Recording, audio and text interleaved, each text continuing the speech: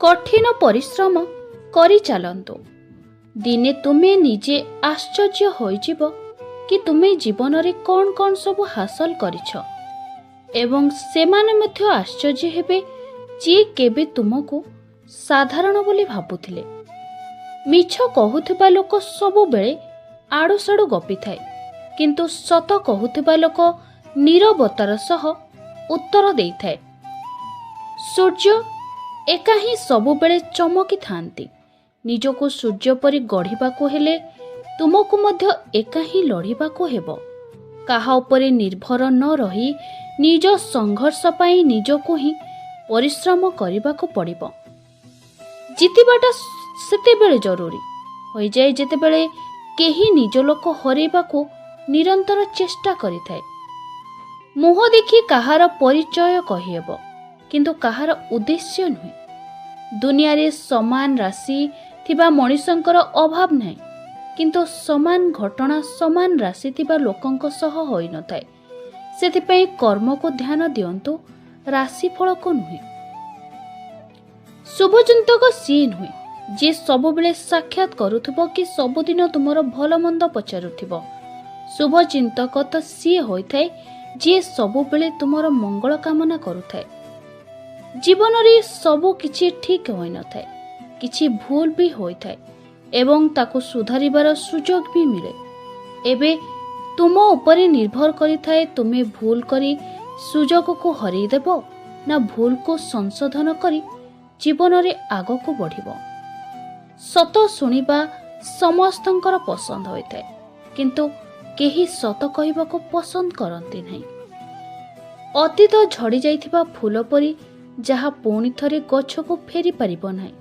सेथिपई अतीतर विचार को छाड़ी वर्तमान रे बंचिबा सिखंतु।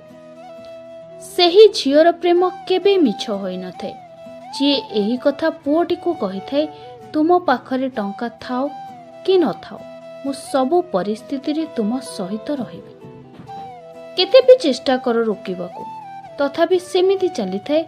ए समय बदलिबो निश्चय।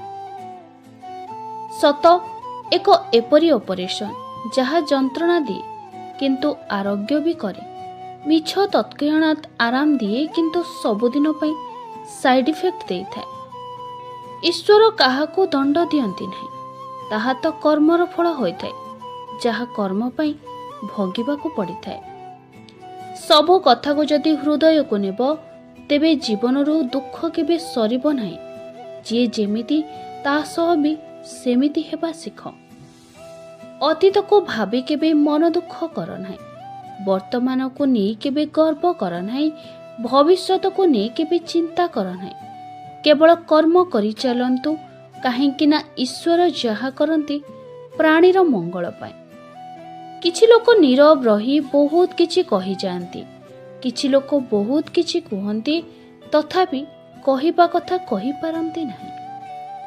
एई तीनोटी जिनिस भांगी गले मनुष्य भीतर भांगी जाय थाए, विश्वास, भरोसा एवं हृदय।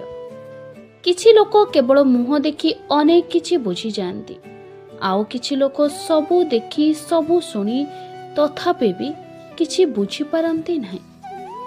प्रकृत रे से ही कांदी थाए जे संपर्क रे निजत्व खोजी थाए, नहले स्वार्थ खोजुथिबा मनुष्य आखरे ना लाज थाए ना शरम थाए, काहा पई दरद थाए। जेबे कष्ट केही निज लोक दिए सेतेबेले मनुष्य लड़ी न थाए, कांदी पकाई थाए। जदि आपण मानंकु एही भिडियोटी भल लागिछि तेबे लाइक, कमेंट, शेयर करंतु। एभली मोटिवेशनल वीडियो देखिबा पई आम चैनल को सब्सक्राइब करंतु। जय श्री कृष्ण।